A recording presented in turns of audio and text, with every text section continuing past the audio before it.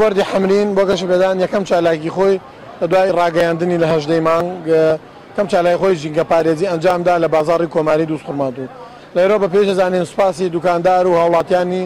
و شارەوانی کوردستان و شارەوانی عێراق و قامقامێت و مەڵبەندی شانزەی حەمرین و تیپی پێشمەرگانی مەڵبەند و هاوڵاتیان دوکانداران بگەین کە لە مەڵمەتەیە بەشدار بوون، هاوکارمان بوون، پشتیوانمان بوون بۆی بتوانین ئەم بازاڕە بە پاک و خاوێنی ڕاب. دیارە لە چوارچێوەی چالاکیەکانی بۆردی حەمرینە کە ڕێکخراوێکی تازەیە دروست بووە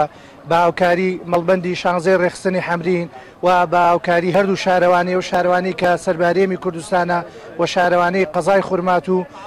لەگەڵ سەدان گەنج و سەدان هاوڵاتی شارە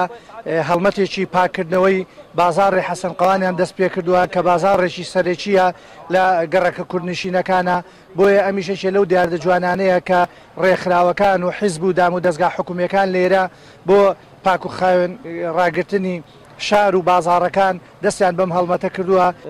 دەستخۆشی لەم گروپە گەنجەکەین گروپی بۆردی حەمرین هەڵسان بە پاکردنەوەی بازاڕی کۆماری دەستخۆشییان لەکەین و من لە لای خۆم وەکو دوکاندارێکی بازاڕی کۆماری